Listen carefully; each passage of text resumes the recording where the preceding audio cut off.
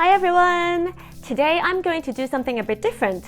The reason is that this summer marked an important milestone in my life. As hard to believe as it is, I arrived in the UK from Hong Kong exactly 20 years ago. Wow, honestly guys, I can't believe it, and I must say it's a pretty emotional milestone for me. The years have just flown by. 20 years ago, in 2003, I came here as a 17-year-old with my mom and my sister to start a new life in the UK. 20 years later, I've graduated from uni, got my first job, got married, got our first home, have become a mother of two, been through a global pandemic, all that stuff. And I can genuinely say that I truly love this country that my family and I now call home. But let me tell you, I experienced major culture shock when I first arrived. So many little things baffled me, surprised me, and amused me. So in today's video, I thought I would share with you 10 things I've learned about the British over the past 2 decades. It's a fun, light-hearted video which I hope you find informative and maybe entertaining. Before we get started, just a quick message to you all. If you haven't already done so, please consider hitting that subscribe button so that you'll always be the first to know when a new video comes out. Number 1, obsession with the weather. Before moving to the UK, I didn't even know that one of the main cliches about the British is their obsession with the weather. But having spent 20 years in the UK, I can confirm that this stereotype is true. The British do love talking and moaning about the weather. Given that the weather is pretty cold and miserable for at least 6 out of 12 months of the year here, people tend to moan about the cold and the rain, and generally speaking, the Brits love the sun and the heat. But that doesn't stop people from complaining about the heat in the summer months. So why are the British so obsessed with something seemingly so mundane? I think the first reason is that the weather here is very changeable. But the second reason is that discussion about the weather is generally seen as the safest conversational topic in most social scenarios, which brings me to my next point. Number 2, the art of small talk. Again, the concept of small talk was alien to me before I moved to the UK.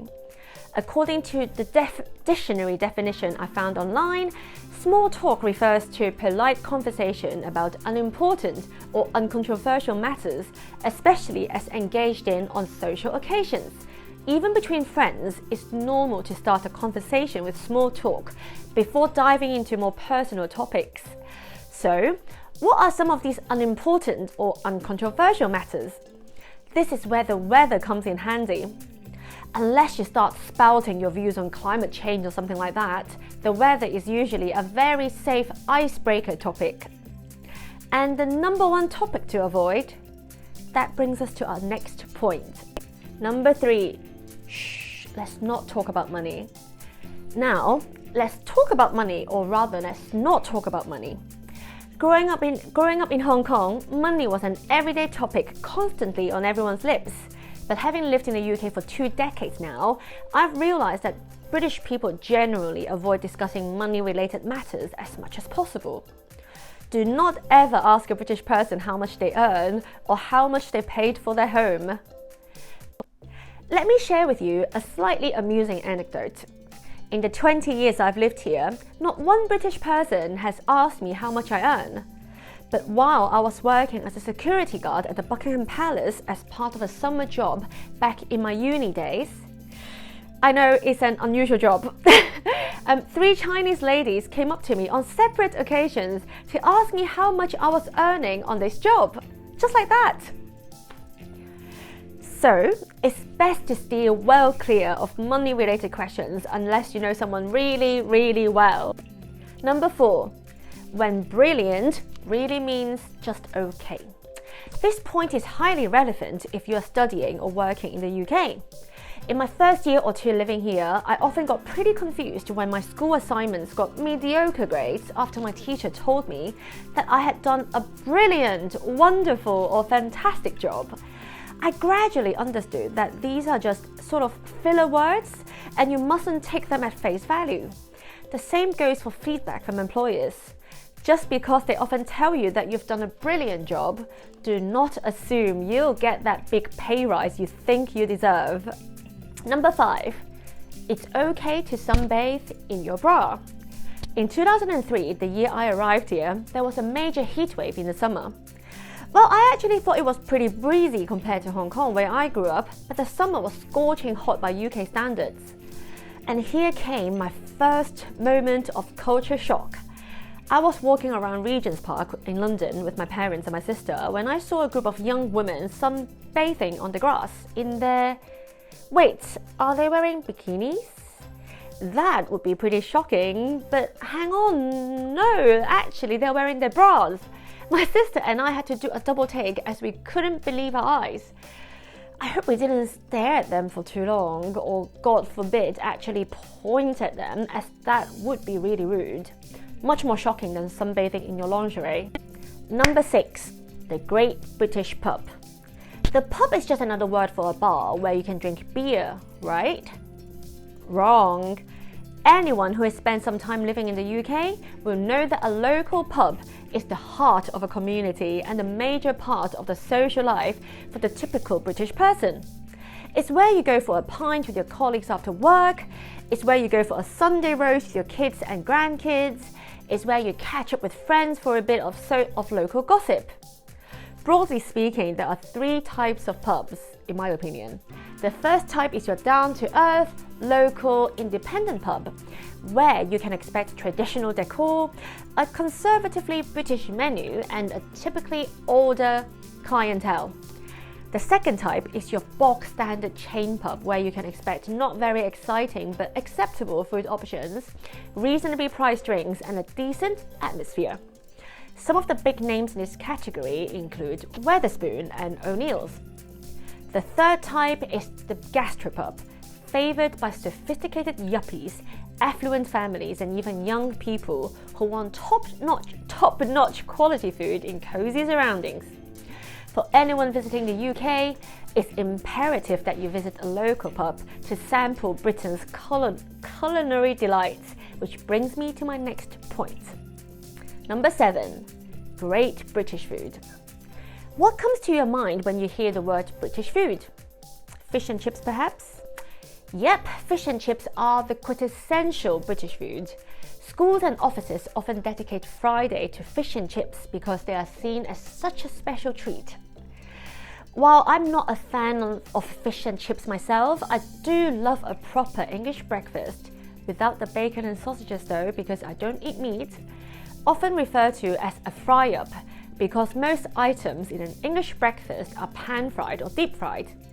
So this is probably not something you should be eating every day, unless you are a builder, of course, in which case you can enjoy a hearty English breakfast on a daily basis, washed down with a cup of builder's tea, which is strong black tea served with plenty of milk and sugar. Yum! Oh, and also don't make the mistake that my mother and I made in Cornwall 19 years ago. Dumplings, in the context of traditional British food, has absolutely nothing in common with Chinese dumplings. They are just plain old dough balls boiled in water. Yep, we found that out the hard way. Number 8, the art of queuing. This is another stereotype about the British that I must admit is true. British people are very good at queuing in an orderly fashion and are very sensitive to any breach of etiquette. Try to cut in front of someone in a queue and observe how people might glare at you and mutter under their breath. But 90% of the time, no one will actually say anything because the vast majority of British people are too polite to confront a queue jumper. Number 9, obsession with the class system. Obviously, the UK is not the only class-based society in the world, but it is unlikely that you will find another country where the markers of different classes are quite as obvious, which can make people highly sensitive to everyone's place in the pecking order. Once you've spent a few years in the UK, you can tell if someone is working class, middle class, or upper class at a casual glance, with a pretty high level of accuracy. And I'm massively oversimplifying here. There are many gradations within each of the 3 basic classifications, and that's far beyond the scope of this video. A person's social class is reflected in the way they dress, how they carry themselves, and even their physical size. And that's before a person even opens their mouth. Here in the UK, a person's accent is perceived to be one of the most reliable markers of social class. A young person with a posh accent who works as a barista, not a barrister, will be thought of as middle class, whereas a self-made millionaire who got rich through a construction business, let's say, and speaks with a Cockney accent will never be accepted as anything other than working class. So, if you don't want people to think you're a chaff, which is a derogatory term for a working class, poorly educated person, please do not say H. It's an H, always. Number 10, decoding British humour. Is someone being sarcastic? Again, I'm sure the British are not the only people in the world who use sarcasm liberally in everyday speech, but they certainly have perfected the art of sarcasm to the point that it is sometimes genuinely difficult to know if someone is being sarcastic or earnest, even if you know that person reasonably well. And when the other person doesn't know how to react or reacts in a way that's entirely unintended, it can be a pretty awkward situation. So, that's the top 10 things that I've learned about the British over the past 20 years. It's meant to be a bit of fun, so don't take everything I said too seriously. Maybe I was just being sarcastic. That's it for today. Thanks for watching. Don't forget to like, share and subscribe, and I hope to see you again soon.